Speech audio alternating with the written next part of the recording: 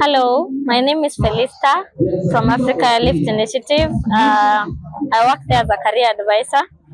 So today we are at Vihiga County, courtesy of the State Department for Foreign and Diaspora Affairs. We were invited here to fill in the gap for the unemployed youth.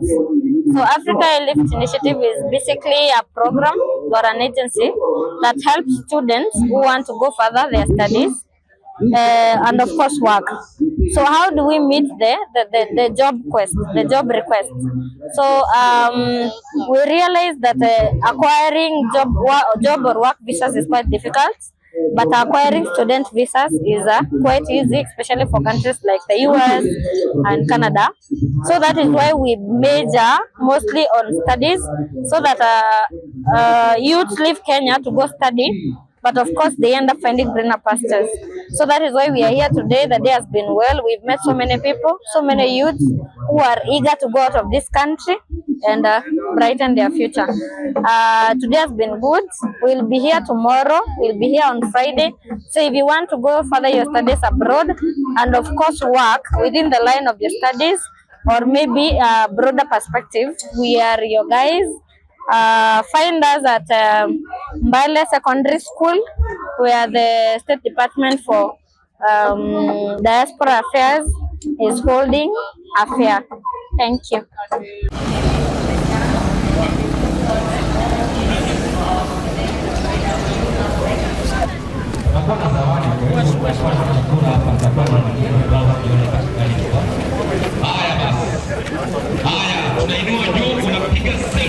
Analysis. Before that, where were they going for the training? So before the center in Nairobi, they were going for the training in South Africa and in India. And this limited the nurses because of travel, accommodation, and many of our nurses graduates were not able to access the facility. Maybe you can also tell Waziri that you have now people signing up not just from Kenya but other places to take this. Sure. This morning I called the center and the manager in charge of the center said this morning they are having 47 nurses sitting for the NCLEX. They are coming from West Africa, others from Tanzania, from Uganda, from Rwanda, from South Sudan. And some are even preferring to come from the south, from Malawi, and come and sit the exam in Nairobi. Thank you. Yes, thank you.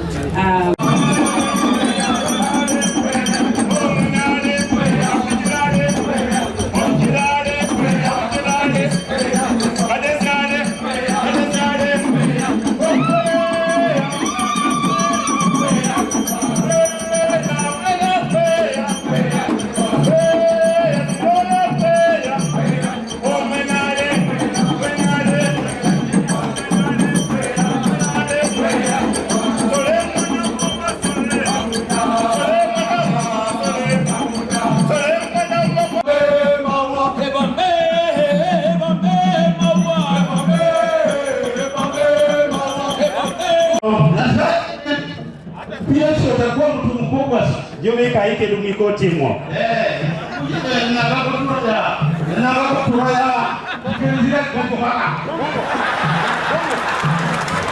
Asante sana Mugasu. Pigia Mugasu makofi. And then it will be followed by the rep from Immigration. Thank you so much. The chief guests, His Excellency Dr. Mudavadi, the Governor of Vihiga, Dr. Otichiro, all the honorable members of Parliament present today, and our host PS for this job fair, Honorable Roslyn Jobu, and all other senior government officials, and all those who are attending this job fair. Good afternoon. First of all, I want to bring the apologies of my peers, Dr. Esther Dhara Mworia, who is actually a mother to the Gen Z.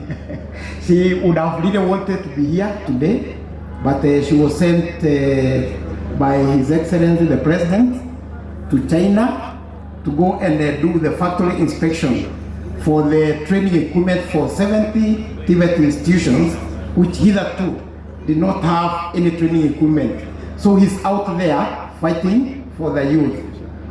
Secondly, I want to thank Your Excellency, Dr. Mudavadi, because you have been supporting us without wavering in the development of skills in this nation and also in the employability of our youth. And for that, we are going to be eternally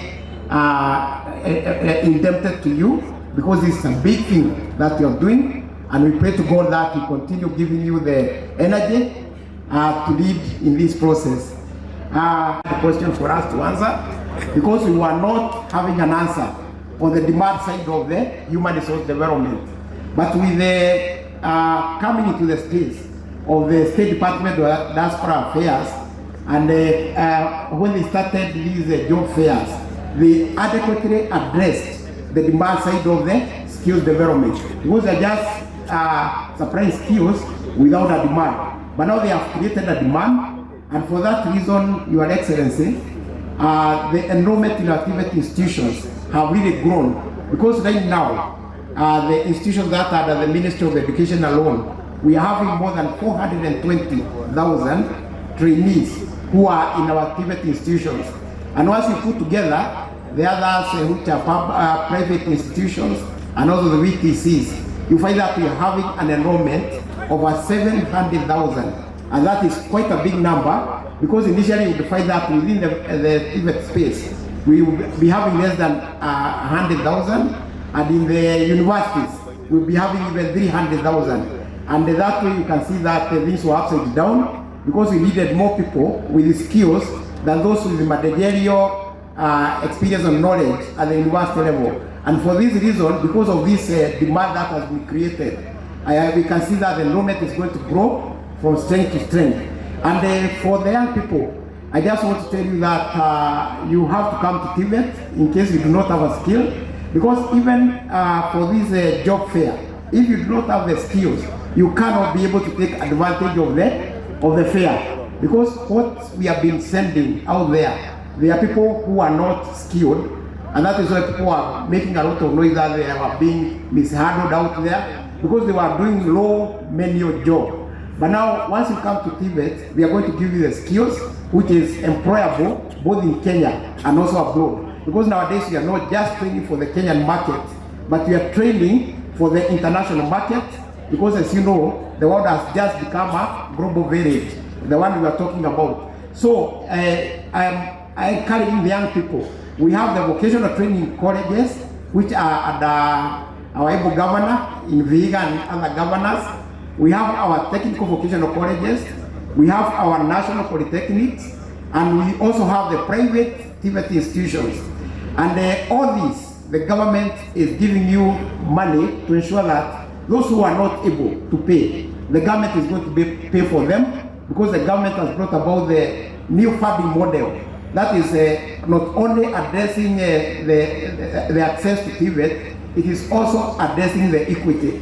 In other words, the amount of money the government is giving is dependent on your level, the social level you are in the country. That means nobody is going to be left behind unless you want to be left behind, because the government has put everything at your disposal to ensure that you are skilled to serve in Kenya and to serve internationally. Thank you so much. May God bless you.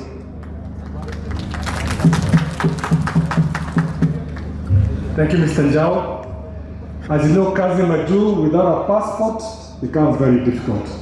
So I want Mr. Chelule from Immigration Department to just reassure you and tell you that unaweza pata passport ukiapply. These young people want that reassurance from Chelule and how they should proceed in this region especially. Thank you so much. Your Excellency, the Prime Cabinet Secretary, Honorable Dr. Mbale, the PS for State Department, Diaspora, His Excellency, the Governor of Vihiga County, the Deputy Governor, the Honorable Member of Women Rep, the members of parliament, representatives of the various PSS who are here, all our esteemed guests, good afternoon. Now, my name is Chelule, as you have heard. I'm here on behalf of Professor Ambassador Bito, who is the PS for Immigration Services. And Your Excellency, sir, I only want to highlight what we have done as a State Department to facilitate labor migration. Now, with the support of the government, we now have a constant supply of passports to ensure that the seamless applications from Kenya. When the new government came, Treasury allocated us funds to buy more passports. We've also bought 2 new printers with a capacity to print over 10,000 passports in a day, in addition to the old ones which we have. Printing of passports is now done on a 24-hour basis, unlike in the past when we didn't have that capacity to print. But because of the new printers, we are printing passports on a 24-hour basis. Now, sir, we have also opened special counters in all our passport issuing centers to cater for those who want to travel outside the country. That is in Nyaos, Kisumu, Bungoma, everywhere. We have a counter dedicated for that purpose, for those who are traveling outside the country. Sir, with the directive of His Excellency the President, we are also streamlining passport vetting, especially for the border communities. We have removed that vetting process, the one that was cumbersome. We now have a more efficient one that makes sure that passport applicants are issued with passports as soon as they apply. Among other reforms, sir, that we have introduced as immigration is that we have opened new passport centers in Western. In June this year, we opened a passport issuing center in Bungoma. We that one will serve this region, Western region, Trans Nzoia, Kericho, also part of South Rift. We are also in the process of, the President is going to open one in Garissa soon, probably next month. We shall also open another one in Nyeri. All this is geared towards making sure that Kenyans in every region are able to access passports. So allow me to just highlight a few other reforms that we have introduced. In immigration, in our house, we have 2 modern banking halls, which are just meant to facilitate purpose application and collection. We have separated the application part and the collection part. We have acquired, as I mentioned, 2 modern printers. The government has employed almost 400 immigration officers since the new government came into place. And initially, we used to have shortage of the human resource. That one has been addressed by the government. We have established customer care desks to address their complaints. We also have a code 22222, which was launched to make sure that the applicants are able to track the status of their passports, right from application all the way to the printing and delivery. Now, we have also upgraded our servers to make sure that we don't have any system failures when somebody has applied his passport. We have also addressed the backlog issues. Sir, I want to take this opportunity to appeal to Kenyans who have applied for passports. We have over 100,000 uncollected passports in Nyaos, Kisumu, Mombasa, and all our passport issuing centers. So if you have applied for your passport, kindly make arrangements to go and collect it. Our principal secretary has been running adverts to Kenyans, urging them to come and collect passports. So, sir, as the State Department for Immigration, we are going to participate in making sure that the agenda of our government in assisting Kenyans acquire travel documents to travel outside the country for jobs is fulfilled. Lastly, sir, we are also in the process of opening mobile centers in diaspora or other foreign countries, consular services.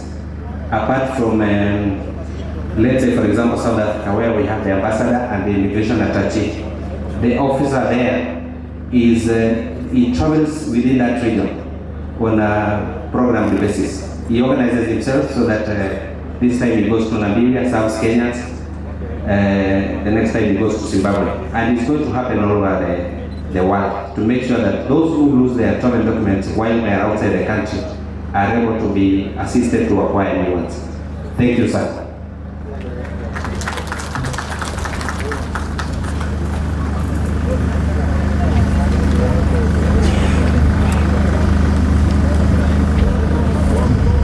Thank you, Mr. Chelule.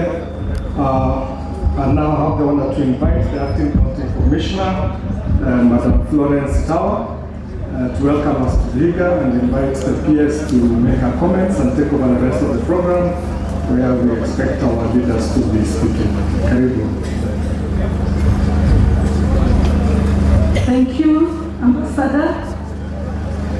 Our guest today, the Private Cabinet Secretary,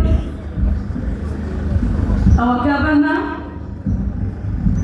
Member of Parliament present, our Principal Secretary, and all other state agencies present. Let me take this time just to welcome all of you to Vihiga, to this Mashinani event. Indeed, we appreciate the State Department for Diaspora for organizing this event. It is timely, and before I give my speech, I want to recognize the committee under the leadership of the County Secretary that organized this event within this county. Kindly be upstanding. Let us all wave. Thank you. This was the airport team. I also want to appreciate the county security team. Without them, we will not be having organized security within this place. Be upstanding, please. Salute. Let me give this to these congregants that Madam PS was here some 3 months ago, and when we talked in our office, I was impressed with what the department was doing. We discussed, and she promised me that soon they will be within Vihiga. Madam, we appreciate. Our Prime Cabinet Secretary, we appreciate. We don't take it for granted that Vihiga is the third one to host such an event. Our youth, kindly let us take advantage of this event. Thank you for the commitment. Thank you for the knowledge, and we will use it for future referrals. Let me take this opportunity to invite our Principal Secretary to give her remarks. Welcome, Madam.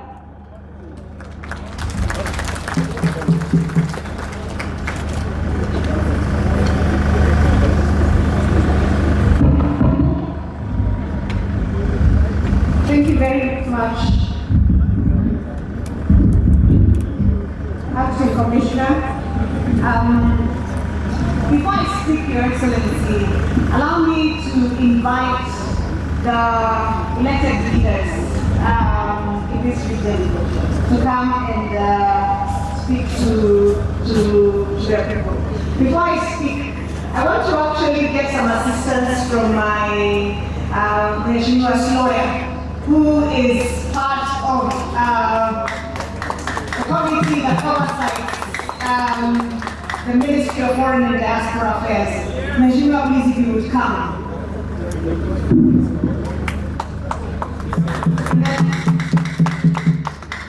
Thank you so much, Mheshimiwa. And as Mheshimiwa comes, I want to recognize, and I think I will ask Mheshimiwa's lawyer to invite all of the other 5 members of Parliament who are here with us, who can speak, and then I will give my quick remarks.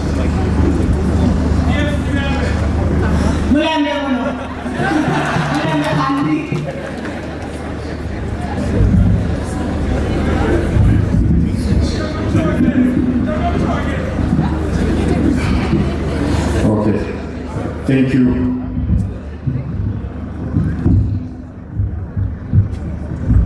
The Prime Cabinet Secretary, who is our chief guest today, the Honorable Mbale Mudavadi, the Governor for Vihiga, Honorable Wilbert Fosotichilo, the Deputy Governor, our Women Rep, County Commissioner, County Security Teams, members of County Assembly, and all those attending this meeting today. I salute you, including the PS for Diaspora Affairs.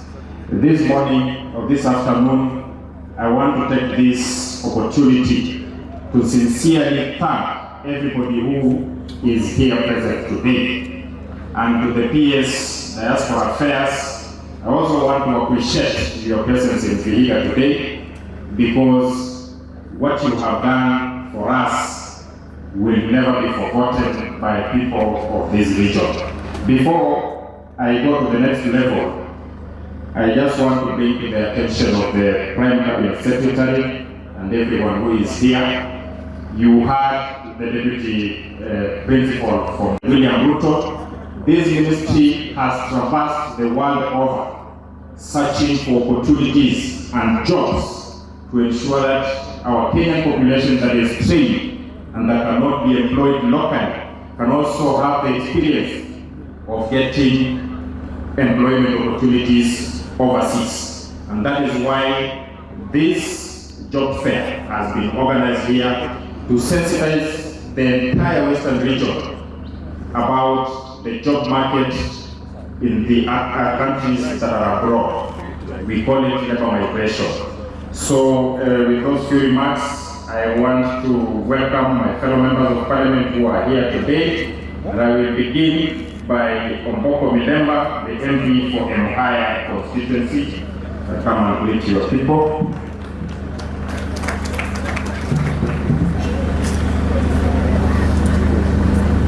Thank you very much, Brother Lawyer, na pia asante sana Your Excellency Daktari, Prime Cabinet Secretary, pamoja na Governor wetu ambaye yuko hapa Bwana Mtichilo na wenzangu, and every protocol observed riding with the same. First, let me begin by appreciating what my brother said. Tuombee principal hapa ambaye ni mwalimu alipata accident. Jambo la pili, nishukuru sana Prime Cabinet Secretary leo pamoja na Governor, sababu asubuhi hii mlichukua small part of your time mkaenda kuaddress walimu ambao walikuwa kwa mgomo na walifurahi sana, wameendelea na mambo yao. Kumbuka hiyo ni haki yao ya kikatiba sababu ya kupambania mambo ya mishahara. I really want to thank you. You did a great thing to address the teachers. Let me, and an interest in teachers, remember I'm the national chairman of Corporate Kenya. Number two, let me indicate this. Nikupigia asante sana kwa kuleta hii mkutano hapa, together with the Foreign Affairs Ministry na Diaspora.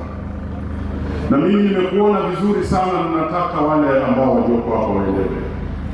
Mwaka wa 1969 kuenda hapo about 1970 tulikuwa na zile tulikuwa naita Mbale Airlifts. Utagugu utapata hiyo maneno.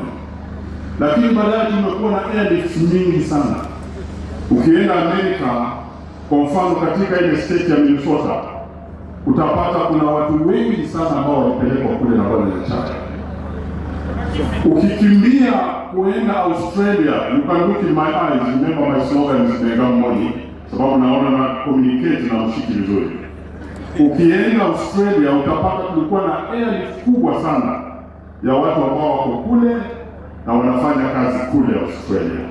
You can again Google to see who are there. Currently, ile economy ya Kenya kupata foreign currency imekuwa ngumu sana. Baada ya tea kurudi chini, coffee kurudi chini na mambo ya agriculture.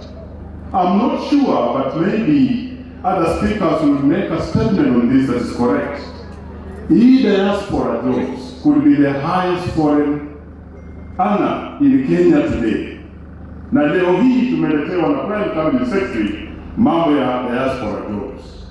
So nataka watu wa Vihiga County kwa ujumla tuchukue hii kitu ambayo tuko ndani na mambo yote ambayo yanaendelea very seriously, because this is the new frontier of moving forward of empowering our youth, of empowering our people, and bring the dollar to our villages.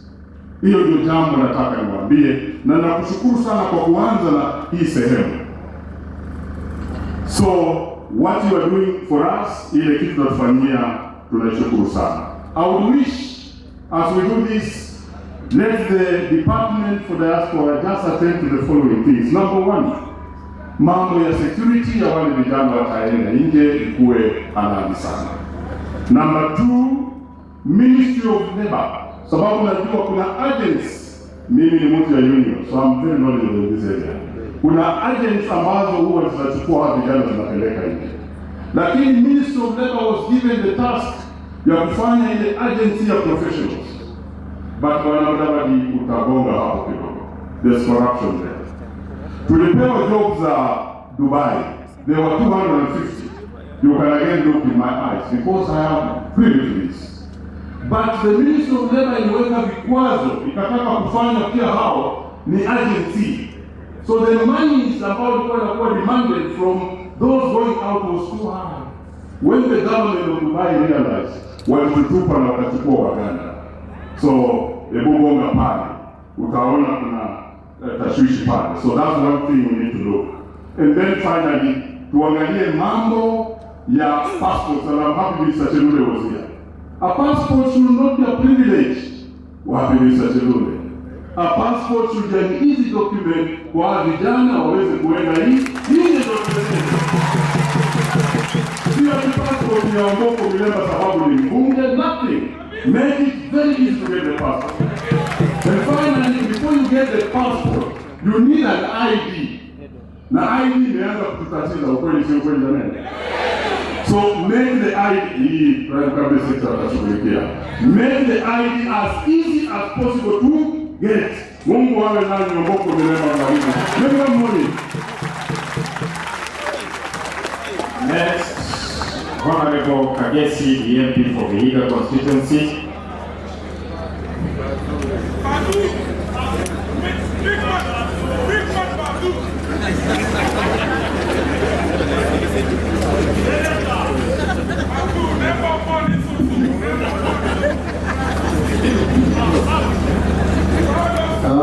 Asante jirani.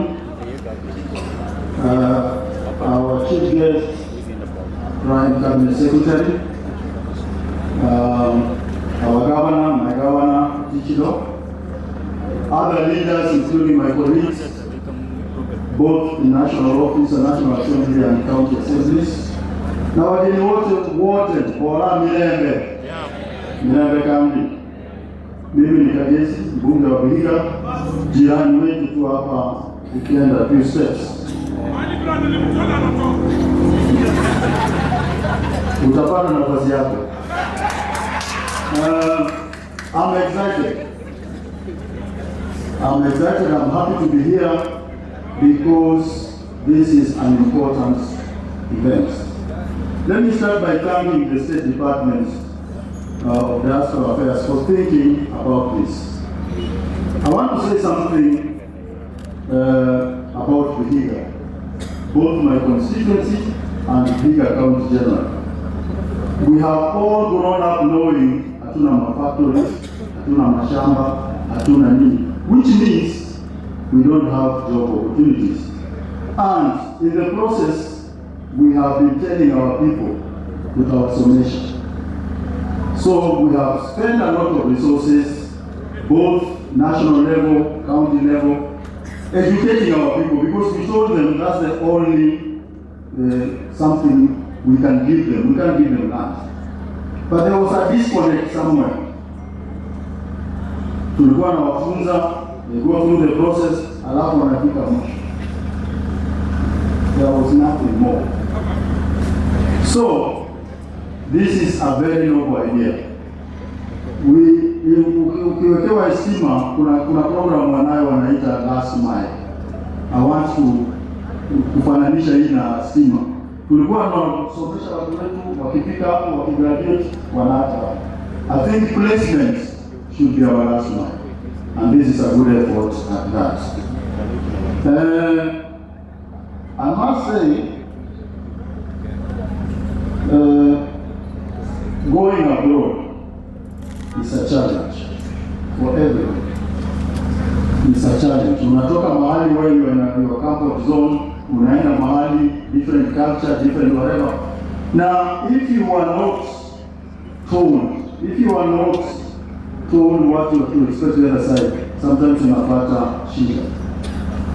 We see me personally 2 weeks ago, we were fundraising to bring a young girl who went looking for a job in Saudi Arabia, and we brought her in a casket. And there are so many stories like that. We don't want that. And that's why it's a good idea that we can sit here, mtu akitoka hapa anajua what to expect the other side. Lastly,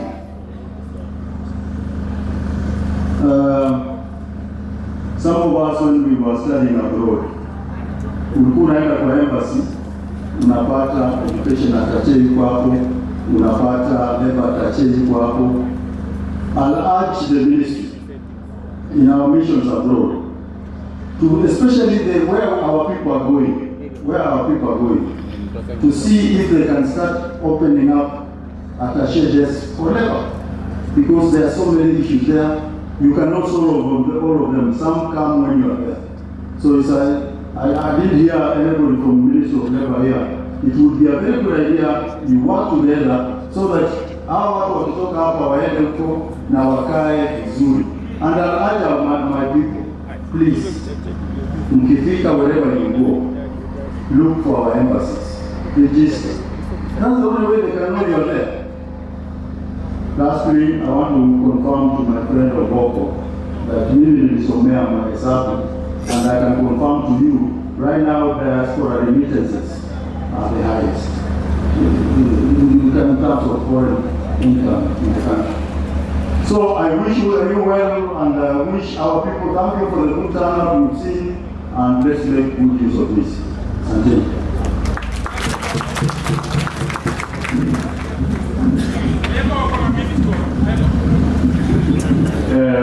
Next, the Honorable Moses, Member of Parliament for Andisi constituency.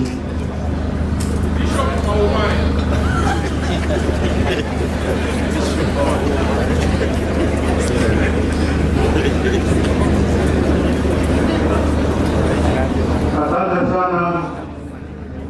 Naitwa Champi Moses, Member of Parliament for Andisi.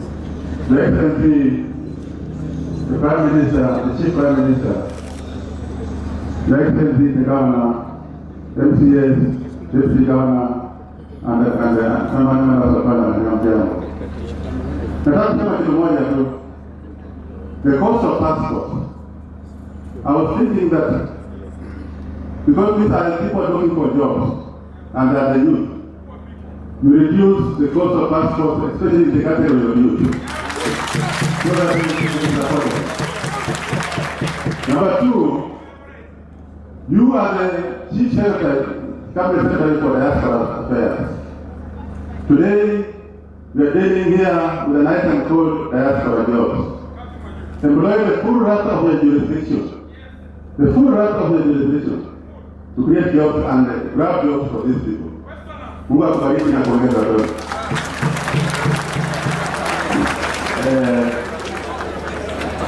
Next,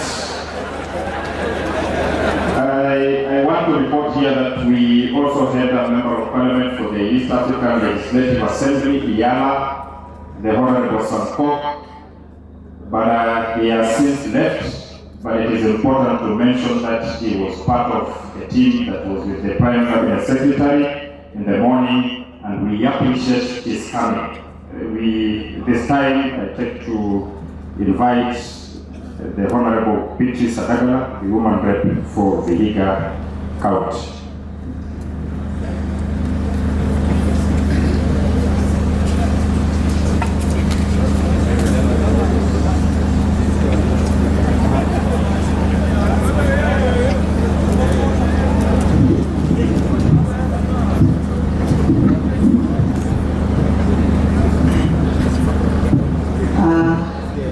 Your Excellency, the Prime Cabinet Dr.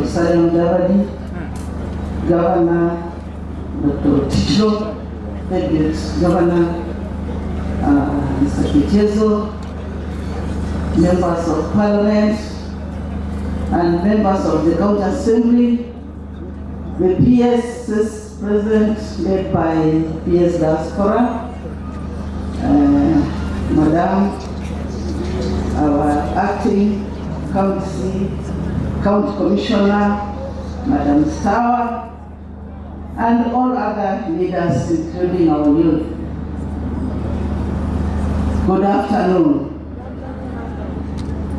This is a defining moment for our county, and we want to thank the Cabinet Secretary and the PCS, Dr. Mbale, for taking this chance and bring this arrangement to the Western region and being held in Vihiga County. And this is quite appealing. My other MPs have talked at large. This is a good thing. Charity begins at home. And I know, PS, the days our people have learned a lot and are able and have trained them in most of our TVETs, and even some are trained in ITA, others in NYS. We have a lot of human resources here that can go and represent Kenya in the diaspora. This Kazimaju, I really, as the woman MP of this county, I really love it. This is the best thing that has happened, and especially this time that we are having so many of our children, our youth, trade and job opportunities are less. The way Honorable Kagese said, we have trained so many of our children and they are lucky jobs. So this is a great opportunity for our youth. And we appreciate you, Madam, for this time you have taken being here with us. And this is our whole region, we are going to benefit. We normally go like Omboko said in Minnesota, it has so many pieces. And I'm very sure now the whole of the foreign countries, we shall have people from Western region, Vihiga, Kakamega, Busia, and Bungoma, plus Trans-Nzoia, and all Kenyans will be there so that we improve on our economy, so that we get the green economy, dollars to Kenya, and we shall move forward with the slogan that Pesa Mfukoni. I will use this opportunity, Your Excellency. I think you have talked to the pulpit teachers and have shown a lot of respect. I would ask you, the way you have spoken, kindly look at the matter of the pulpit, the teachers, so that our children should remain in school. Because once these children, like the girl child, even the boy child, when they are left loitering, there are so many things that will come and we shall lose a big generation, the ones that are supposed to be in school now. So look at the teachers' issue. Go and have dialogue. As you have said, you will meet as cabinet ministers so that you arrange TSC should listen to the teachers. We also want to appreciate you. You've done greatly in this new docket. You have done a lot. We've seen the way you are campaigning for our former Prime Minister Raila. We have seen there is peace all over. And keep up. We are praying for you. May God give you strength as you traverse these countries, campaigning for his former Prime Minister Raila Odinga, so that he may get his position. And on that note, I wish to end there and say congratulations for this noble idea of Kazimaju.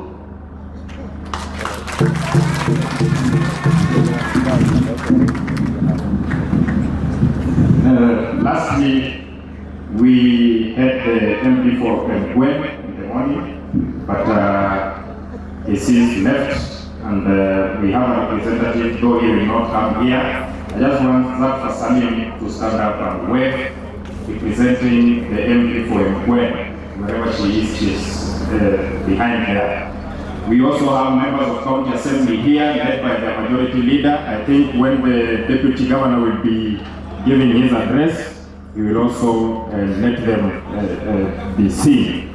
I want to end by stating that, as my colleagues have said, the issue here is about the processing of passports for this young generation that is seated here today. As we look at ways of waiving part of the fees that is supposed to be paid towards acquiring a passport, we should also be speeding up the process of producing the same passports, because they need it. And in fact, moving forward, and maybe this can be a proposal to the ministry, that once somebody applies for an ID, it should just come with a passport automatically, so that we reduce the time that is taken by this young generation to look for a passport when they already have an ID.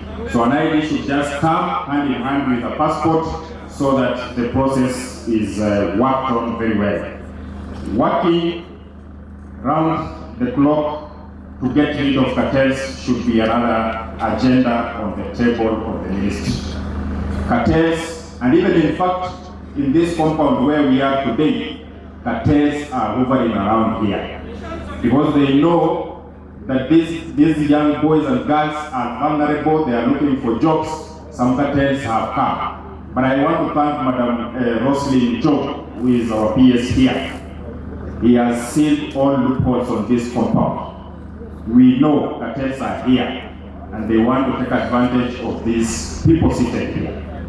We will make sure, and we will be calling upon the ministry and its officials to work around the clock to get rid of cartels who are acting as middlemen in the effort to secure jobs for these young people. Lastly, we should lay down proper coordination processes between the recruiters, the employers, and the government of Kenya, because a lot is happening once these guys get outside the country to Qatar. We were in Saudi Arabia last month, but what we saw was not pleasing. But our PS assured us she's working around the clock to ensure that there is no miss between coordinating with the employers who are getting these young men, the recruiters, and those people who are working within the ministry, to ensure that the safety of our people outside the country is of utmost importance. To end with, as we reported before, this department is under the Ministry of Defense, Intelligence and Foreign Affairs Committee. I just got a message from the chairperson, Defense, Intelligence and Foreign Relations Committee, the Honorable Nelson Koech, and members of the Committee of Defense, wishing all these job seekers well in the pursuit for greener pastures outside the country. And with His Excellency, the Prime Cabinet Secretary, we are fully behind you. As a committee, we will provide the required support and necessary support to ensure that your ministry is fully functional, and that the PS, this is information from the committee, that we will also give you support to ensure that the President's agenda of ensuring that we are getting job opportunities outside the country is fulfilled and in the correct and proper way. Thank you very much. God bless you. Welcome to Vihiga. And this one was a short one. We need you to organize for another one, that we can be here for a full week, so that these men and women can be inducted very well, to ensure that we are doing the right thing all the time moving forward. Thank you and God bless you.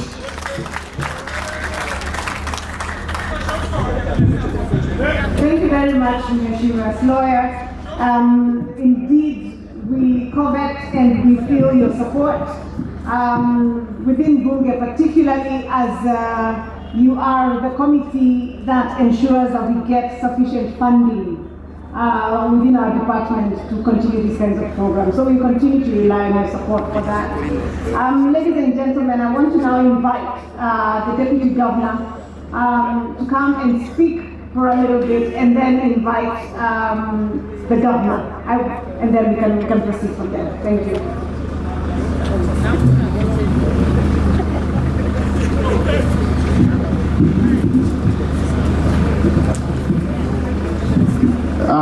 Thank you very much, Your Excellencies, the Prime Cabinet Secretary, Your Excellency, the Governor of this great county of Vihiga, the Honorable Josephine Njogu, who is the Principal Secretary, the State Department for Foreign Affairs, the Honorable Members of Parliament, led by the host Member of Parliament for Sabatia, distinguished ladies and gentlemen, the young people of Vihiga, the young people of Western Region, Hamjambo. Hamjambo tena, God is good. Thank you very much. I'm Wilberforce Kitiezo, the Deputy Governor. I think, let me join this important conversation in appreciating the Prime Cabinet Secretary and the Ministry. Immediately, the Governor was able to lobby for this platform. His Excellency, the Governor was able to assign key officers from the county executive. And with the permission of Your Excellencies, let me just request the county executive. We are having our county ministers, we are having our county chief officers, staff from our respective departments have worked day and night to ensure that there is joint coordination for the success of this. So let me request our cabinet, our county ministers, please rise. Your Excellencies, this was the team and the county ministers in the joint planning committee for coordination.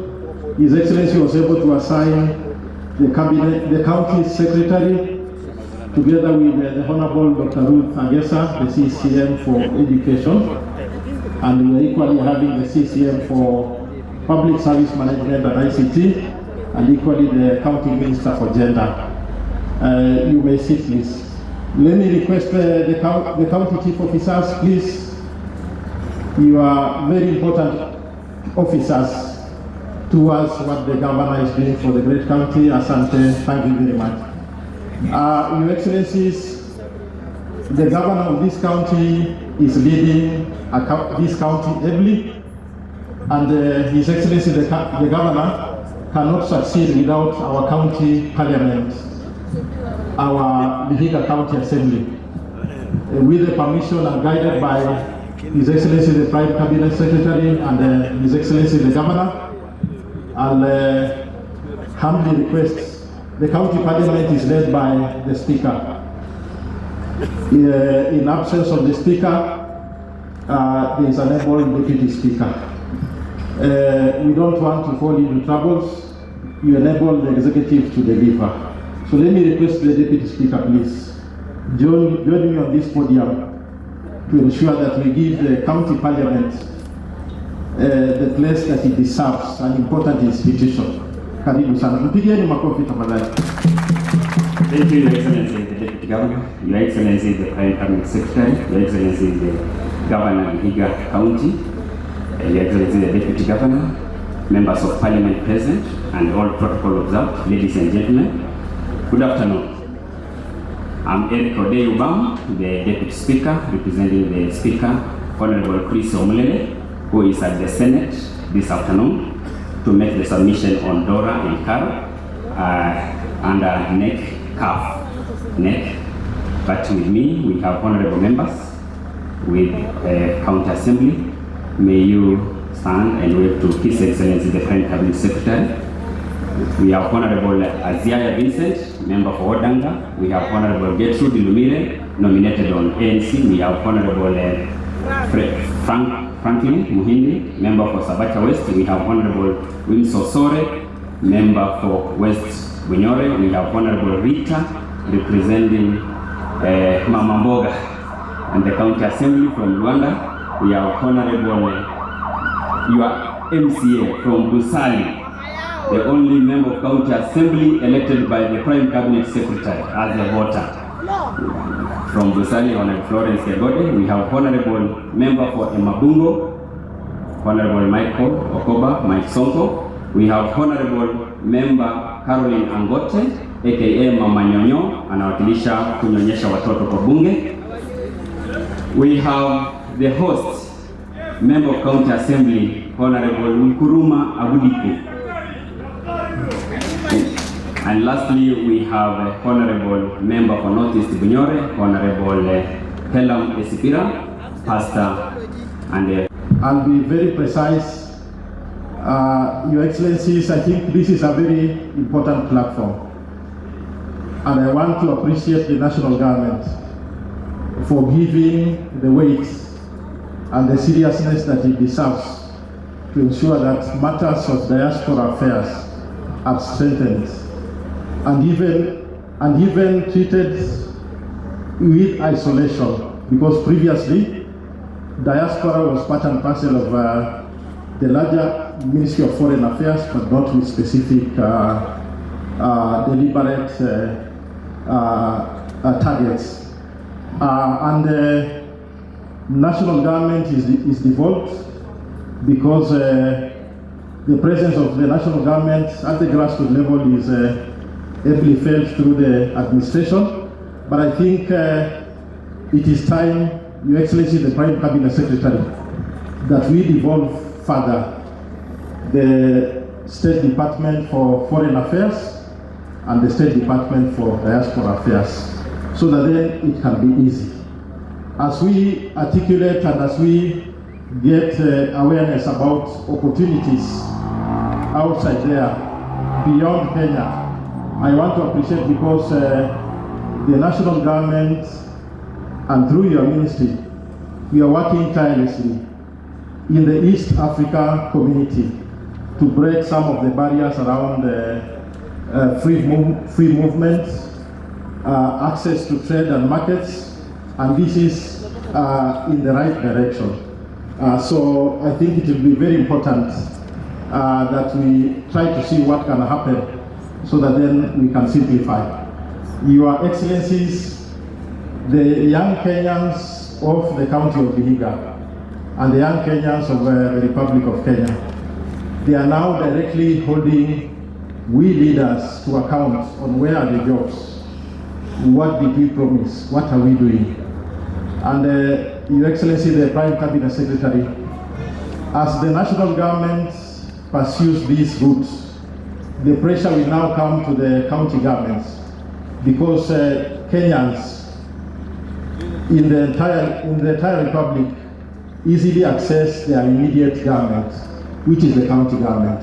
So there should be mechanisms that will make it very easy for the young people in this county of Vihiga, young people from the larger western region, to be assured that they will be able to access these diaspora job opportunities, so that then we can provide solutions to the world, but then also use whatever we earn through the diaspora jobs to build our societies. So it is a challenge that we have to work together so that then this platform can have an impact. So I wish all the best. Thank you to the State Department. Thank you to partners and agencies. This is a very important platform that will enable our people from this county to access opportunities. Asanteni sana. May God bless you all.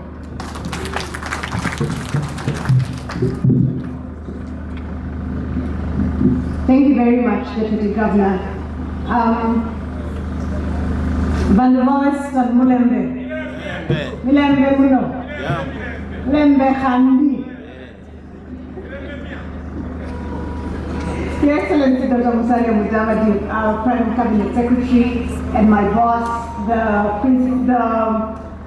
Cabinet Secretary for Foreign and Diaspora Affairs, Excellency Dr. Mudavadi'S, Governor of Vihiga, Deputy Governor, County Commissioner, colleagues, members of Parliament, members of the County Assembly present, government officials from other MDAs, the Mbale team, as I mentioned, led by the County Commissioner, principals and representatives from the various TVETs, ladies and gentlemen, good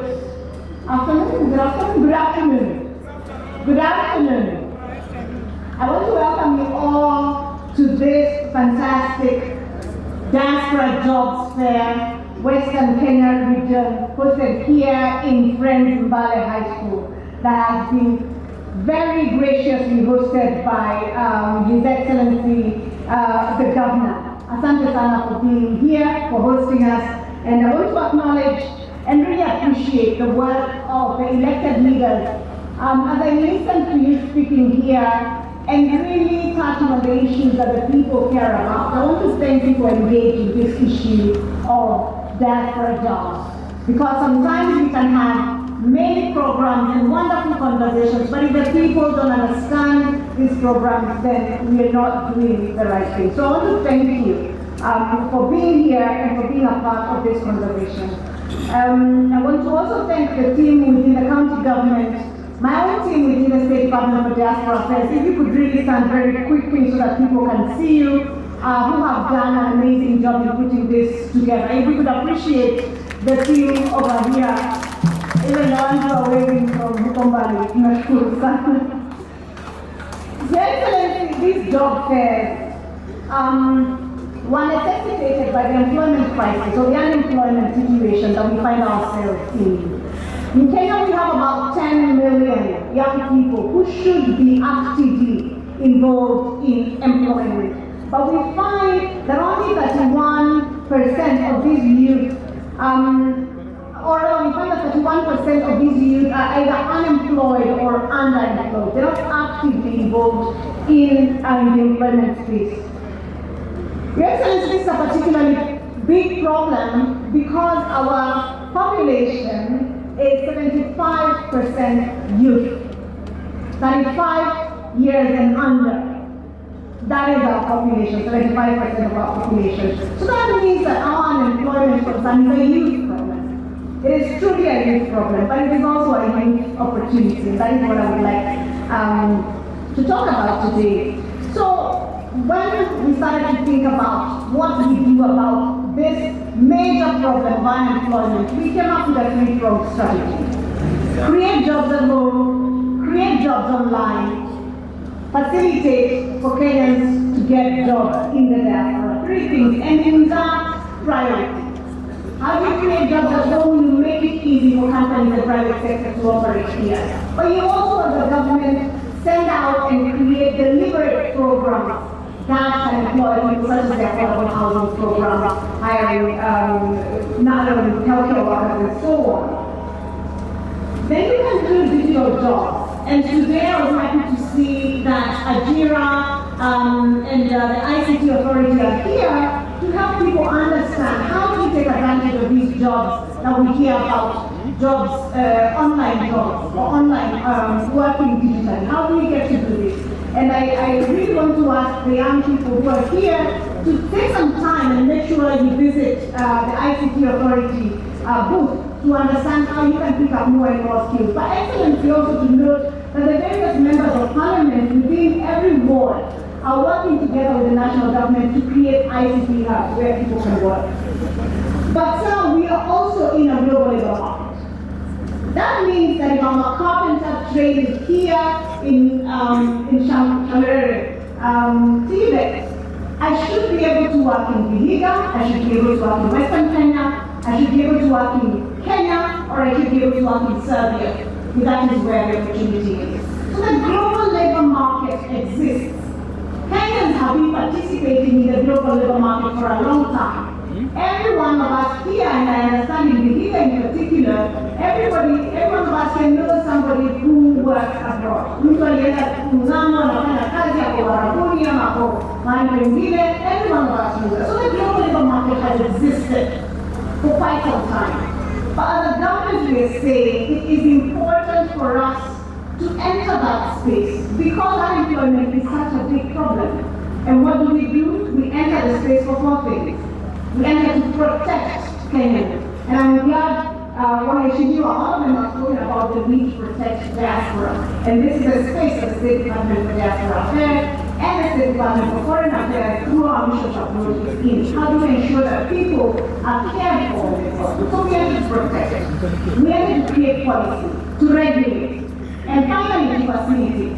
And facilitating is what we are here to do today, which is to create these kinds of opportunities and platforms where young people in the counties can come and understand how do we participate in what we are calling the global labor market. We've brought recruiters here, we have brought students here, we have brought government entities involved in this space to talk about passports as we've had, or TVET, or protection work, and so on. Your Excellency, I don't want to take much more time, but to ask the people of Vihiga and the people of Western Kenya to take advantage of this opportunity. And if you have other questions, we do have a lot of our information, and I don't know if young people you can see, but all of our information is available on our various social media platforms about how do I get a job abroad? How do I find out where these jobs are? Who is an agent? How do I know who a good agent is? And the matter of agents, Your Excellency, let me say that we have worked very hard together with the Ministry of Labor to ensure that the people who are doing the work of recruitment are licensed. But we ask Kenyans, it is up to you to ensure that the person you're speaking to actually is a licensed agent. And that information is available on the National Employment Authority's website. You can tell whether the person you're dealing with is listed as a recruiter and has a license to recruit, ama ni mchezo na kuletea. Your Excellency, there are lots of opportunities for Kenyans to play in the global labor market. There are jobs in other countries, there are jobs on cruise ships. And what we are doing here really is to bring that information to the people and to invite them to work with us to ensure that the young people can have a future in the diaspora space. Without further ado, Your Excellency, allow me to invite the Governor, His Excellency Wilbur Tuchino, to come and address us, and then after that, invite His Excellency the Prime Cabinet Secretary to speak. Thank you very much.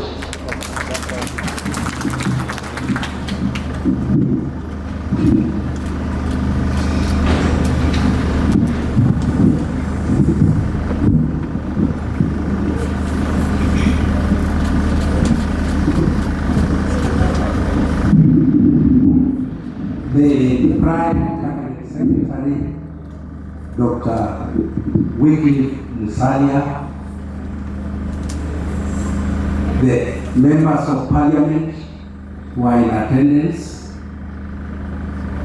our members of County Assembly led by the Deputy Speaker, the officials from the Ministry of Foreign and Diaspora Affairs led by the able Principal Secretary Roslyn Mogo, all other participants from various departments, and particularly our county commissioner and the team, her team, and more importantly, our youth who are in attendance. I want to begin by thanking the Ministry of Foreign and Diaspora Affairs for giving us an opportunity to host this job affairs meeting here in Vihiga on behalf of the people of Western Kenya. Cabinet Secretary, we feel privileged for hosting this event. It's an event of its own kind. We have never had such an event before. So it's an event that will go in the history of our county and of our region as being the foundation or pioneer event. I want to take this opportunity to thank the ministry and our team from the county government and from the national government led by the county commission for organizing this event. I also want to thank our youth who are so excited about this event that they have come in large numbers. In fact, from yesterday, we had an avalanche of youth coming to get more information about this event. Vihiga is a small county, but a county that has a lot of opportunities in terms of human resource. I'll probably dare say that in terms of human resource, Vihiga will be one among probably the first 10 counties in the country that has the highest concentration of skills and expertise in various sectors in this country. Vihiga being a small county, we have invested heavily in education. For example, we have 4 technical training institutes in this small county. We have a university. We have 34 vocational training centers. We have 2 teacher training colleges, Kaimosi and Budole. So we are in the business of human resource development. The challenge we have as a county and as a nation is that most of our youth are well trained, but there are no jobs.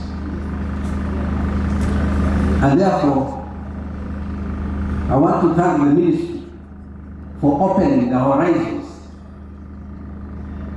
from the country to the globe, so that we can have our youth get jobs outside there. And therefore, this event gives the youth an opportunity to be able to know how best to access to these opportunities.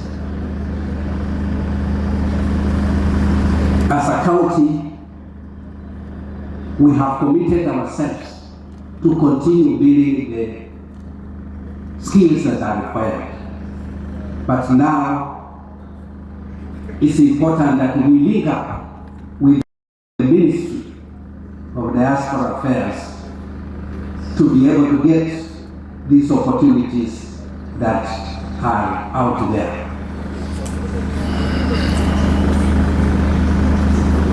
You may not be aware, but one of the few Kenyans who is promoting Kenyans to go abroad and get jobs there comes from this county. It's a gentleman called Alex Chamwada. I'm sure most of you know him. The Charms Company. Daring abroad. As I talk now, Alex Chamwada is in Toronto. I talked to him this morning. He is in Toronto, Canada, meeting Kenyans who are there, and he has told me to convey his greetings to you, the youth, and he has told me that there are so many opportunities outside there. You must be there to go out there and get those jobs. So he has assured me that when he comes back, I'll be able to organize a meeting with some of our youth so that he can also talk to them. For our youth, we want to encourage you to move forward and get a job where the job is. And this is an opportunity that you have been given because the ministry now has brought to us here at our doorstep the agents, the people who are involved in recruitment to various positions in various countries. So take chance of this opportunity and get to know the contacts of these agencies and be able to make a follow-up. As a county government, I have now established a fully fledged directorate for the youth, and I have recruited the youth to run that directorate.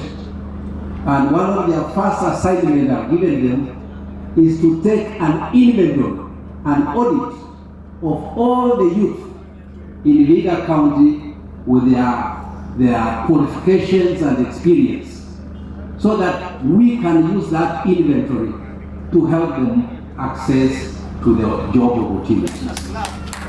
So that is something that we are already creating. We are also creating a website that will be dedicated to the youth on job opportunities. And that's why when we had a discussion with the Prime Cabinet Secretary and the Principal Secretary, we say we want to have an MOU, an understanding between Vihiga and the ministry, so that we can be able to coordinate on some of these opportunities to our youth. Because one of the biggest challenges we have had is that our youth are not aware about these opportunities. So we want to ensure that they are available and they can access to them. As regards to the jobs online, we are working with the Ministry of ICT to ensure that we build up ICT hubs in collaboration with the honorable members of parliament, so that you can be able to access to those areas and be able to communicate. You may not be aware, we are working together with the Ministry of ICT and at our Kaimos National Polytechnic and at Sabatia Polytechnic at Elotego, we have full-fledged centers with computers. Each of them has more than 200 computers for the youth who are keen to access to online jobs, to be able to get there, get trained, and be able to access on online jobs. So the opportunities are there, but we just need to let you know where they are. So with those many remarks, please allow me now to take this opportunity to invite our chief guest, who has graciously agreed to be with us this afternoon, and who is none other than the son of this son, Musalia Mudavadi, to come over and address our youth. Our youth, let's welcome our Prime Cabinet Secretary by clapping, please. Salia.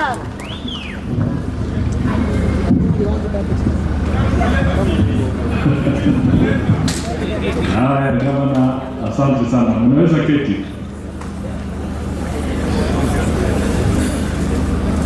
Mirembe. Mirembe ni mahuru. Mirembe. Hamjambo.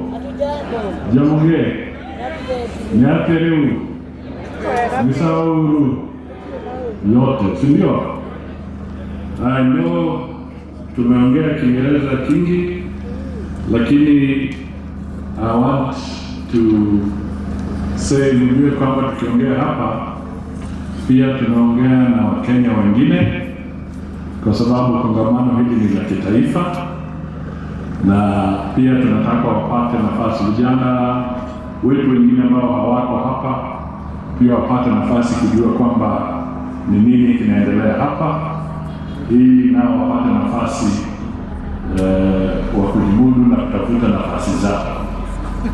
Kwa hivyo nitaongea kidogo kwa Kimombo pia, lakini baadaye niongeze Kiswahili na labda Kiluya kidogo,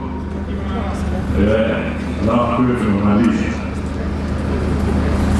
Lakini la muhimu ni kwamba tuko hapa, na mimi nataka kabisa tutambue kwamba mkisikia Diaspora Jobs, mkisikia kazi majuu, mkisikia kwamba kuna pesa ambazo Wakenya wanatuma na zinashinda zile tunapata kutoka kwa majani chai, kwa sukari, kwa kahawa, mjue ni ukweli. Sio uongo, ukweli mtupu. Sio hadithi za jaba, ni ukweli.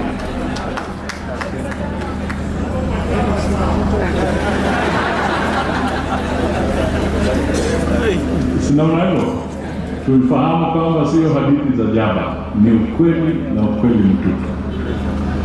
Kwa hivyo wacha nisome kidogo kwa Kimombo alafu tumalizie. Na nimeambia PS, nimeambia gavana, mimi sitaondoka hapa kwa sababu kuna panel ambayo itafuata. Watu watauliza maswali na mimi nitakaa pale na mimi nisikize. Hakuna haraka. Your Excellency, Dr. Wilbur K. Otichilo, Governor of Vihiga County, Madam Roslyn Kathure Njogu, Principal Secretary, State Department for Diaspora Affairs, our leaders, members of Parliament who have had the opportunity to stand here and address us, our MCAs, senior government officials, stakeholders and partners, ndugu na dada wa Vihiga na Western Region kwa jumla, distinguished guests, ladies and gentlemen. I'm delighted to join you here today for the launch of Kazi Maju Job Fair for the Western Region, which is endowed with abundant human capital. Let me start by conveying the greetings of His Excellency President William Samoei Ruto, who sends his best wishes to all of us on this momentous occasion.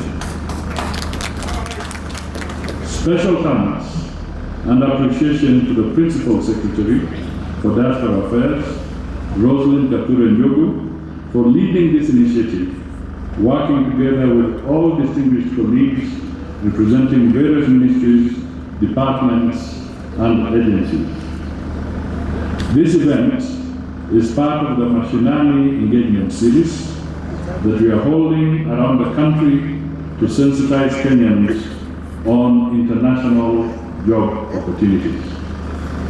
We converge here not just as government, but as one people with stakeholders in the labor mobility space from the MBAs, private sector, and the community.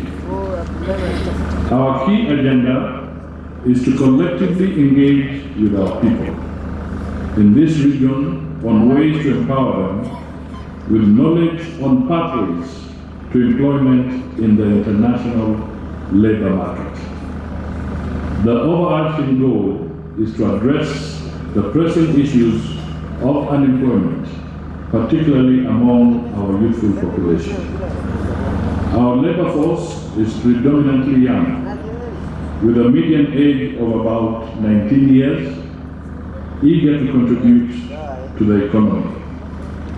This energetic and growing population of youthful workers, accounting for over 35% of our population, suffers the highest unemployment rate of 67%. You can imagine the immense challenges and opportunities this situation presents for our country's economic and social transformation.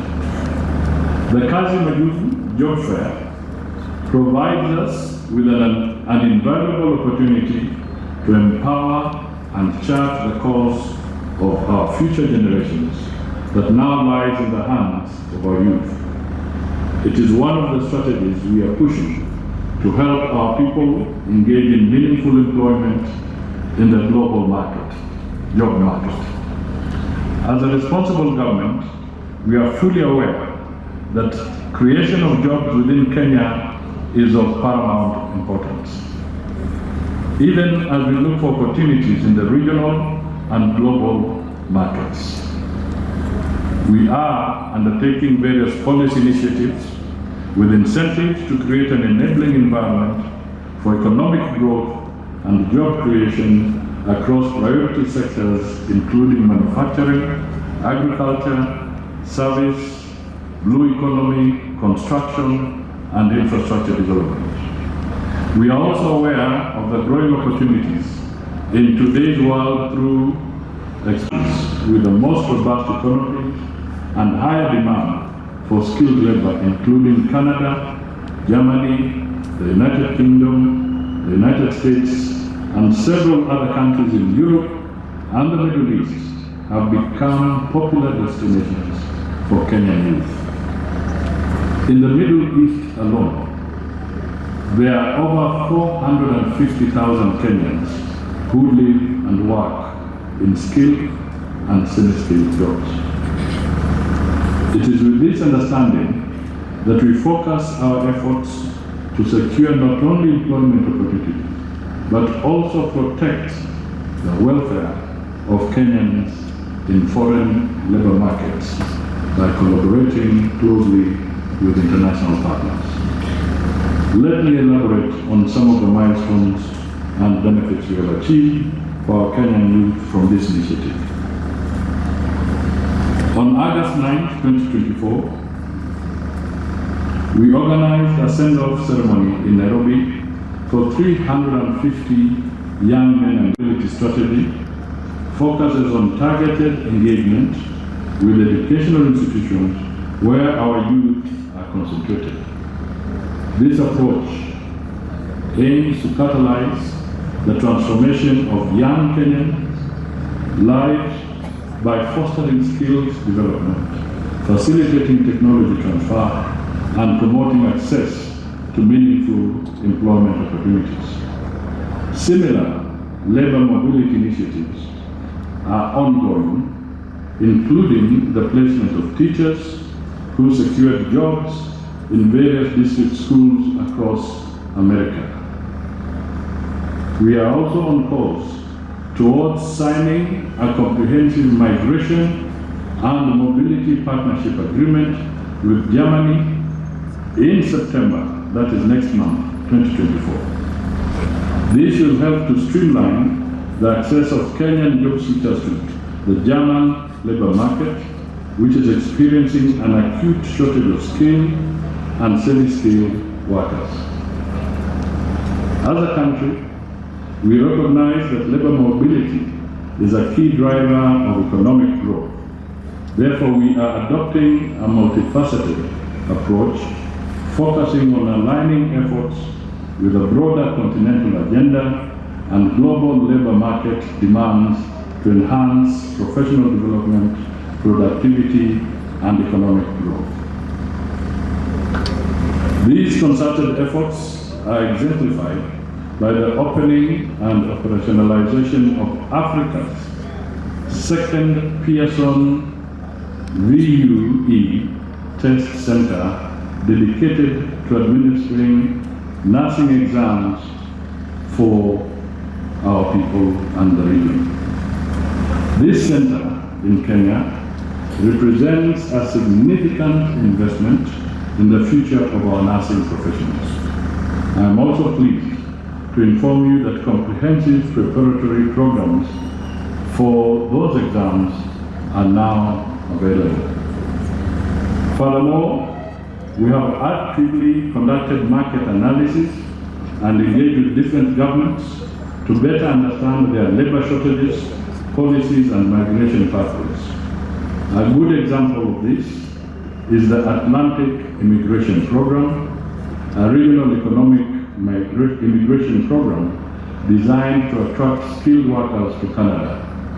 Such pathways offer professional development of our healthcare professionals. The Canadian labour market also presents great opportunities in agriculture and fishing for low-skilled workers in provinces such as New Brunswick. By focusing on these areas, I believe we can create comprehensive migration strategies that benefit our youth and contribute to our economic prosperity. Ladies and gentlemen, let me conclude by assuring you of our resolve to ensure that Kenyans are well informed about the job opportunities available abroad, the necessary documentation for migration, and the roles each stakeholder plays in the international labour mobility. The State Department of Immigration and Citizen Services has committed to expedite the process of passports for individuals shortlisted during this exercise. And you heard him speak here, so we'll be following that. We have also engaged the Youth Enterprise Development Fund through the Youth Employment Scheme abroad to support candidates who have been shortlisted but may experience challenges in financing their expenses and logistics for international employment opportunities. As we roll out these programs, I wish to assure the Kenyan people that the government appreciates that our human resource is our biggest asset. Our country is blessed with a rich diversity of talent that is in great demand across the globe. Last year alone, Kenyans in the diaspora remitted back home. Now listen to this figure. 671 billion Kenyan shillings,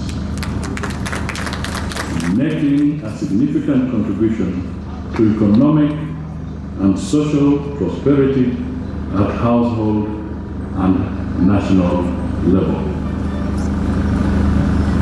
Diaspora remittances are now the leading source of foreign exchange, contributing more than the combined forex earnings from our traditional exports.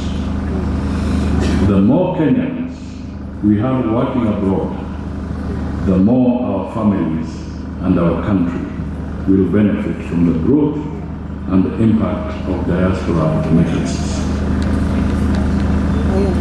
So this is your opportune moment to learn about the jobs available abroad and the process you need to follow if you are interested in securing a placement in the international labour market.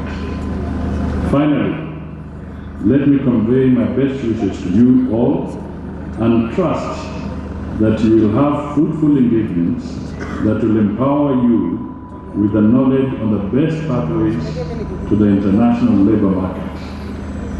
Let us continue to collaborate to ensure the success of this transformative endeavour. It is now my singular pleasure and honor to declare the Kazi Maju Western Edition Fair officially open.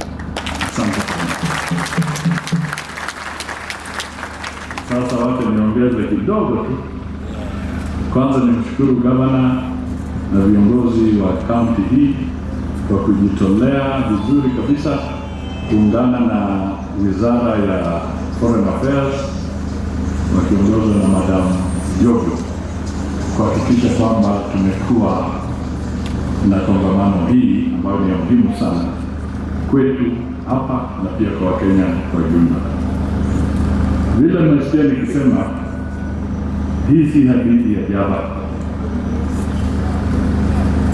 Hizo pesa ambazo zimeingia katika Kenya sasa zimeshinda mimea zetu zote kwa kuleta pesa taslimu kutoka mataifa. Na lengo letu tukishikana na nyinyi vizuri kama Wakenya, wale wako hapa na wale wanatusikiza, tunataka hizo pesa zitoke kwa hiyo 671 billion tuingize 1 trillion. Tukifika 2027 tunataka tujue kwamba Wakenya wanaingiza 1 trillion Kenya shillings zije hapa zisaidie jamii zao, lakini zijenge pia uchumi wa Kenya. Wakenya ambao wanafanya kazi nje wakizima tap na wasilete pesa, nguvu ya shilingi ya Kenya na zile currency za masarafu za ng'ambo, tutaumia sana. They can be a run on the shilling if we do not continue to build this as a major resource for our country. So I want you to take it very seriously. Bukura ni hapa. Ni juzi tu tumewaflag wakienda kufanya kazi kule Uingereza, na mimi nataka niwaambie Wakenya are in high demand kwa sababu wana ujuzi, their work ethics are good. Yani akijitolea ni mfanyikazi hodari. Kwa hivyo wana jina nzuri kule. Wakiongea Kiingereza, wanaongea Kiingereza saa zingine hata kushinda yule Mwingereza mwenyewe. That means they are really liked. Hata kwa zile call center, saa zingine kupiga simu kule Amerika, wewe unaambia nobody is available to pick up a call at this point in time. Unasikia sauti huko.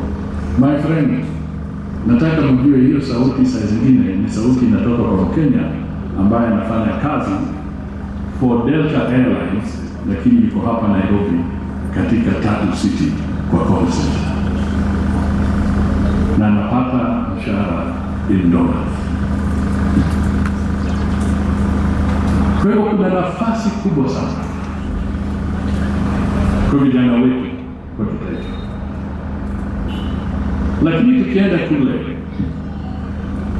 nataka pia nisisitize kwa vijana wa Kenya, discipline is paramount. Discipline is paramount. Tusijidanganye hapa. Ukifanya fujo hapa nini, tunapiga kelele, tunafikiri sawa. Tafadhali kumbuka, wale ambao wamependa kuwaajiri wanatazama ni nini kinafanyika Kenya. Kenya is not a closed society. It is an open society. We have the largest media in the entire region. Headquarters ya BBC kwa Afrika iko hapa Nairobi. Headquarters ya CNN iko hapa Nairobi. Headquarters ya Al Jazeera katika bara la Afrika iko hapa. Wote wako hapa. Kwa hiyo ukifanya fujo, runinga natupwa na mara moja wanajua. Now the question is this: who do we take? Do we take Kenyan young people, or do we take Nigerian young people, or do we take Ugandan young people? Who do we take for these jobs? Kwa hivyo nataka niwasihi, discipline is very important in the young people. Number two, ukienda, the moment you board the plane, wakati umeingia kwa hiyo ndege na ushuke kwa nchi ya United Arab Emirates, ama ushuke Uingereza, ama ushuke Canada, ama ushuke India, ama ushuke Jamaica, ama ushuke China, kumbuka, the moment you are on their soil, the law that applies is not Kenyan law. It is the law of that country. So whatever you do, you must now respect the law of that country. If you are not respecting the laws of Kenya, my friend, don't carry that hangover to your next destination.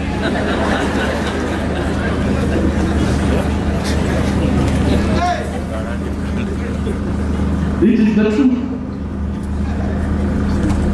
We are here to prepare our young people because they are in demand globally. But we must prepare them with the truth, not lies, not fairy tales. We must tell them the truth. You are going there and you'll be subject to the law of that country. If you have the habit of molesting people, my friend, the laws against molesting in some of those countries are very harsh. You will go and face the full force of the law in that country. Not in Kenya, in that country. If you are drunk and disorderly, you will face it in that country. Not here. In that country. Kama wewe ni mtu wa kuvuta msaada,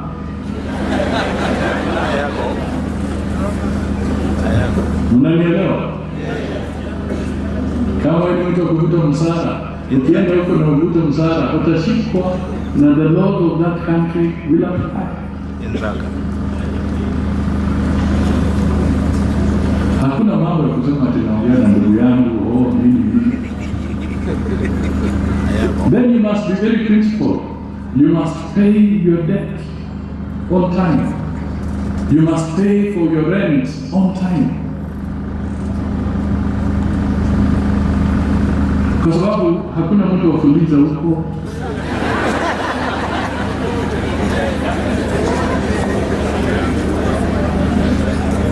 Tunaelewana? Hakuna kuuliza, hakuna ile ya kupigia gavana ya Utitilo na kumwambia Utitilo karakuza ndio na kuminika. Hakuna. The discipline, the work ethics in those countries are such that you must dedicate yourself and then do what you have to do. But Kenyans, the truth be told, have been doing very well, comparatively. So let us not slide from where we have pegged Kenyans. Let us build from there and take them even a notch higher so that the Kenyan labor force will continue to be respected wherever you go, and there will be high demand for you to work in those countries. This is the appeal I'm making to you. Hapo ndio mimi nawasihi msaidie. Lakini pia tunatambua kwamba kazi nyingi zaidi lazima ziwe hapa Kenya, kwa sababu Wakenya wote hawawezi wakaenda sana. Kwa hiyo kama serikali pia tunatambua kwamba we must equally create jobs here. Na ndio kwa sababu pia kupitia kwa wizara yetu tumeanza kuzungumza pia na serikali za kimataifa. Kwa mfano Israel wanaona sasa, kwa sababu kuna vita katika upande wa Ukraine na nini, hali ya kupata chakula itakuwa shida for the next 25 years. So kwa mambo ya security pia wanataka waje hapa wafanye investment, wafanye ukulima hapa, wakuze chakula hapa, na kiende Israel kupata foreign exchange na kingine kiuzwe hapa. So there will also need for us to encourage foreign investment. Wetu wa Kenya na pia tunataka wale wameweka rasilimali hapa nao waje waweke hapa rasilimali. Kama ni granite factory, tunataka mwekezaji hapa. Kama ni wale wanachimba dhahabu, kama hapa kijutu kwa rafiki yangu, mimi nimekuwa huko, ni shida. Mtu akienda kwa shimo ya kijutu anaenda anafunga matawi ndio apate oxygen kule chini, na saa zingine hakuna hiyo, mvua inanyesha ndio huyo amezama huko ndani. Tunataka wawekezaji ambao wataleta safe mining practices katika taifa letu. Safety iwe kitu cha muhimu, wapate dhahabu na kadhalika. Na investors wanakuja where there is peace and stability.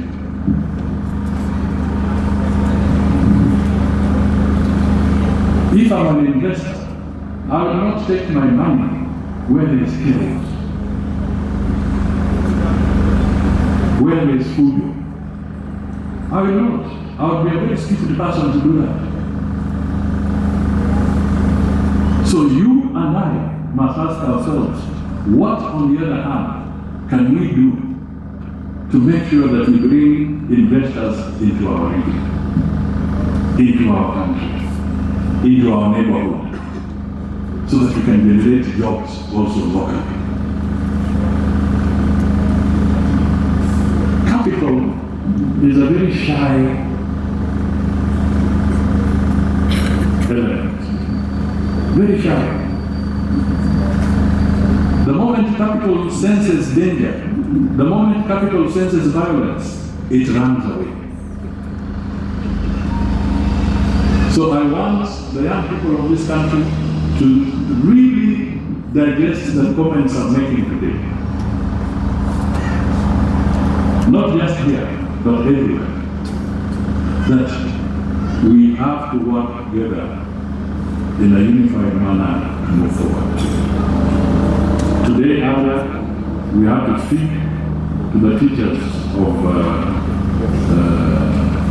our country and the county. They are expressing their constitutional, exercising their constitutional right to raise concerns about their working conditions. That is how it should be. They did it peacefully. They spoke to it. They gave us their petition. And we acknowledge that it is something I will take up at cabinet level to see how we can resolve this matter. That is how we mature in democracy. And a mature and solid democracy attracts capital. A violent and reckless society chases away capital. We have 10 million young people who need jobs. We will not get the jobs if we are chasing away capital. So I am appealing to you as a Kenyan who loves this country, who loves the young people. Jimose was saying that niongeze watoto. I want to tell you, hata hawa ni watoto wangu. These young men and women in this place are also my children. And we must provide the right environment for them. Hapa kwa panel, nikimalizia, mtauliza maswali. But there is one area I want you to pay special attention to, for instance. Kuna jamaa atakuja hapa. He has come here because he wants people who can go and work on ships, cruise ships. And he's looking even for teachers to go and work on those cruise ships. And the salary, when I asked what does it rate, I will not say that it's a joke, but because we said hapa kuna hadithi ya Japa. But he says, mwalimu working on a ship can earn between 250,000 to 400,000 Kenya cents.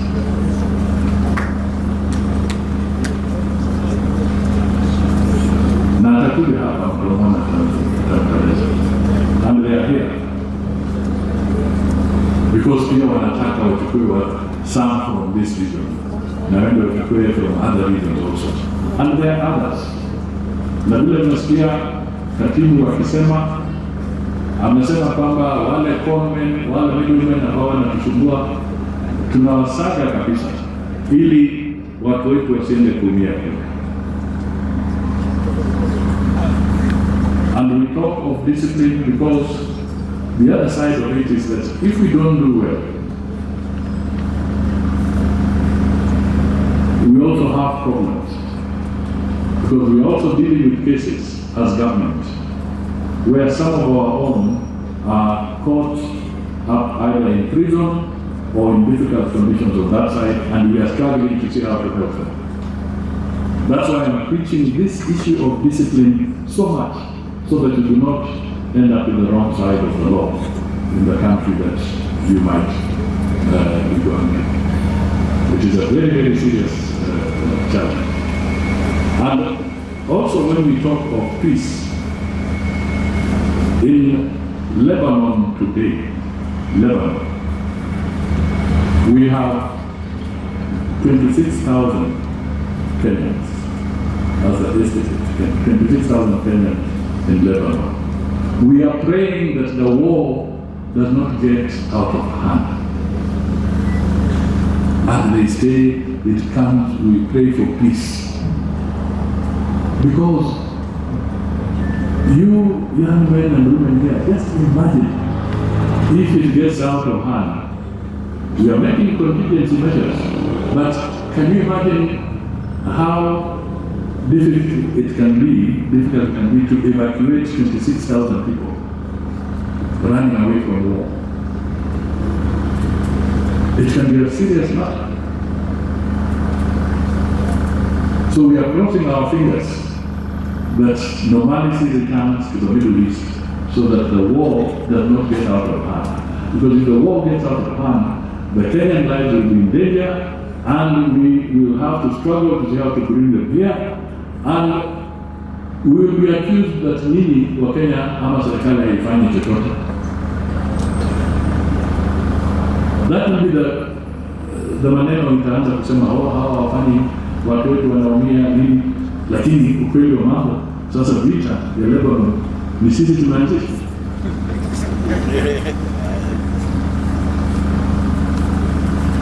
But we are worried.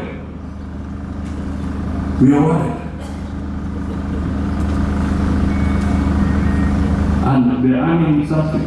They are sending to their families. They are educating their children. So we are worried. So ukiona mimi nahubiri amani,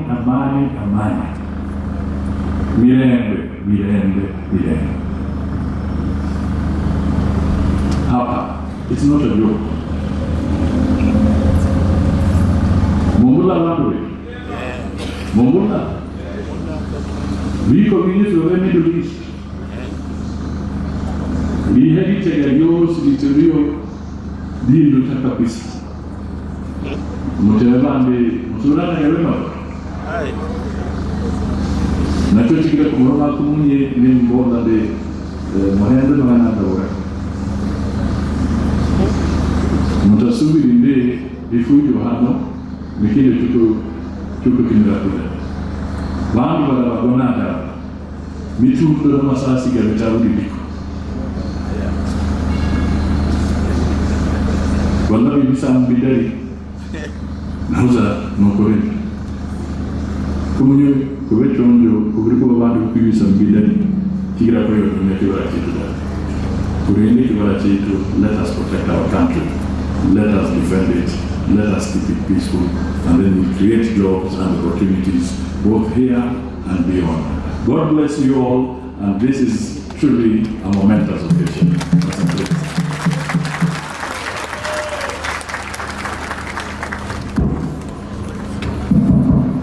Asinai missing irutoche visitab Nairobi nemiten Mudavadi'S Square opposite Mudavadi Police Station koroba namba agenge roomit namba 7 anan ko ofisitab Eldoret nemiten Sagas Center koroba namba somok ofisit namba 301 opposite KMTC. Kora imuchi ibirchi check simet eng namba 0719857754 anan ko 0799047279 anan ko 0769543463. Africa Airlift Initiative. Success beyond borders.